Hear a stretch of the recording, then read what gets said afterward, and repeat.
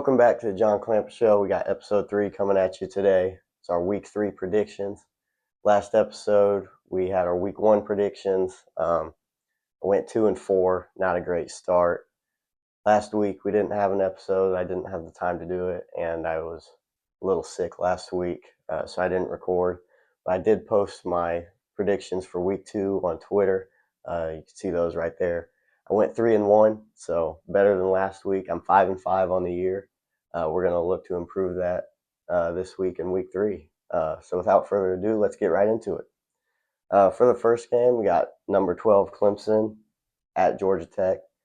Clemson has struggled offensively this year. They in week 1 versus LSU, they only put up 10 points, didn't have that many yards, and then week 2 they bounced back and got a win. So they're 1-1 on the year, but they only scored 27 points against Troy, and at one point in the game they were down 16-0. Cade Klubnik has not been his usual self. He's struggling. The whole offense is struggling. They can't really run the ball. Their best receiver, Antonio Williams, has been hurt. Just hasn't been great on that side of the ball. The defense has been solid, though. So if they're going to win, they're probably going to have to get something figured out on offense, but the defense is going to have to keep playing well. Georgia Tech's red zone defense has been really good. 100% scoring efficiency when it comes to giving up touchdowns.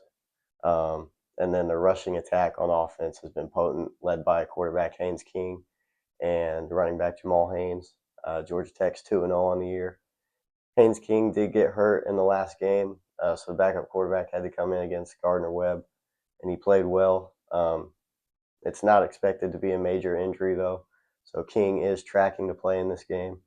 And because of that, I have Georgia Tech upsetting Clemson 24-20. So I think Georgia Tech's going to start 3-0, and Clemson I think is going to have a rough start to the season, be at 1-2 after week 3. Moving on to Georgia and Tennessee, it's where College Game Day is going to be at. Georgia's number 6 in the country right now. Tennessee's number 15. Both teams are undefeated. A big matchup in this one is going to be the Georgia defense versus the Tennessee offense. Georgia's given up 13 points the entire year, 7 to Marshall and 6 to Austin Peay. Gunnar Stockton's played efficient, but the Georgia offense hasn't been explosive. They ran the ball well, but they struggled versus Austin Peay, only put up 28 points. Tennessee, on the other hand, offensively, they are explosive. They average over 600 yards per game in total offense and run 80-plus plays per game. High-octane, up-tempo offense that's firing on all cylinders right now. Joey Aguilar has played really well and is seemingly the perfect fit at quarterback for this Tennessee team. They run the ball well. They throw it well. They put up 73 points last week. Granted, it was an FCS school, but when you're playing an FCS school, you're supposed to put up 73 points, and that's exactly what they did. And in week 1, they beat Syracuse and put up 45 points. Tennessee's offense is playing really well right now. Tennessee is the home team. They're playing at Neyland Stadium. Tremendous home field advantage there. But when playing Georgia, it hasn't really mattered. Georgia's won 8 straight in the series. We'll look to make it 9 straight. But I think Tennessee ends that streak. Georgia's 8 straight win streak in the series, I think, ends. And Tennessee gets their first win over Georgia since the infamous Hail Mary between the hedges when Josh Dobbs hit Juwan Jennings. And I think Tennessee wins this game 33-27, taking down the Dogs. Another ranked matchup, top 20 matchup, surprisingly, is number 18, South Florida, taking on number 5, Miami. South Florida's kind of come out of nowhere. They obliterated Boise State 34-7 in the season opener, and then they upset Florida at the Swamp 18-16 last week. So they're 2-0. Nobody saw that coming. And Byron Brown has played really well for them at quarterback, passing the ball with efficiency, adding yards on the ground. He's got 3 touchdowns this year. Something to watch for this game. South Florida is 2-0, but they're also -2 in the turnover differential department this year. If they're going to win this game, they're going to have to win the turnover battle. I don't see them beating Miami without winning the turnover battle. And Carson Beck for Miami, quarterback for Miami, hasn't turned the ball over this year. He's played incredibly efficient, been really accurate with football, making great decisions, and Miami's offense has been playing really well because of it.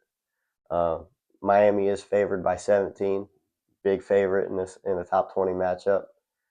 South Florida already proved they can win despite being a heavy underdog when they played Florida last week. But I think Miami's quite a bit better than Florida. So I think Miami's going to put a halt to USF's Cinderella run at the moment. And I think Miami's going to win 34-17 and take this top 20 matchup. For next game, we have Florida at number 3 LSU. Obviously, Florida coming off the upset loss to USF. Billy Napier's on the hot seat. Florida fans are not happy with him right now, but Florida is committed to keeping him on staff and riding with him throughout the season. Florida's run defense hasn't been great. They gave up over 200 yards rushing to South Florida last week, but on the other side of the ball, LSU's offense has also struggled. They only put up 17 to Clemson in week 1, which at the time didn't seem like that big of a deal because we thought Clemson's defense was really good. Clemson's defense is really good, but Clemson doesn't appear to be the team overall that we thought they were. So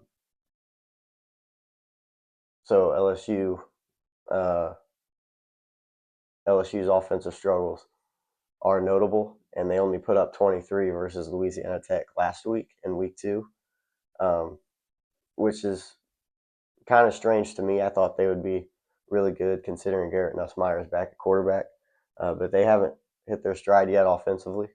But their defense has been really good, holding Clemson to 10 at Clemson, and then holding Louisiana Tech to 7 points. Only giving up 17 points on the year. Their defense has been really, really good. So one or the other's got to give. LSU's offense is going to find its rhythm, or Florida's rush defense is going to improve. Whichever happens in this game, I think, will result in that team winning. Unfortunately for Florida, I think LSU's offense is going to find its rhythm in this game. They're going to be able to run the ball and pass it around. And I think they're going to pull away in this game in the second half. I have LSU winning 30-13 over Florida. And now for the final pick of this week in my predictions. It's number 16 Texas A&M going on the road to take on number 8 Notre Dame. These two teams played last year in 2024 at Texas A&M. Notre Dame came away with the win 23-13. This year it's looking like it's going to be a little bit different of a game for these two teams. Looks like it's probably going to be more high scoring. Texas A&M's offense right now is clicking on all cylinders. Marcel Reed is playing really well. The passing game is explosive. They scored 40-plus points in each of their first 2 games. Notre Dame's offense was okay versus Miami. They weren't great, but they weren't bad. CJ Carr played really well in his first start, even though they ended up losing the game. Texas A&M is 2-0. Notre Dame's 0-1 with the loss to Miami. They had a bye week last week, though, so they've had a couple weeks to prepare for this game. And the coaching staff for Notre Dame has also said that they're going to open up the whole playbook for CJ Carr now. They trust him enough to let him do everything. They think he can run the whole offense. So we're going to see the training wheels come off when it comes to play calling this week. I think that's going to be really good. Also, A&M's defense has struggled this year, giving up 20-plus points to UTSA and Utah State. And then in the game against Texas San Antonio, they gave up 200 plus yards rushing, which is something Notre Dame can no doubt exploit um, if they choose to in the play calling, because offensive line should be really good still, and they have a great 1-2 punch at running back with Jeremiah Love and Jadarian Price. So big matchup here, I think, is C.J. Carr, quarterback for Notre Dame, versus Marcel Reed, quarterback for A&M. I think both quarterbacks are going to have a pretty good game. But I favor Notre Dame's roster over Texas A&M's. I think Notre Dame's roster talent is just a little bit better. And I think with the training wheels coming off and the play calling, Notre Dame's offense is going to open it up a little bit more. And I like Notre Dame's defense to get a opportune turnover in this game. So I like Notre Dame to win the game 34-24 at home, and they get their first win of the year. All right, that'll do it for this week's episode, week 3. Those are my predictions for the week 3 matchups, 5 of the week 3 matchups.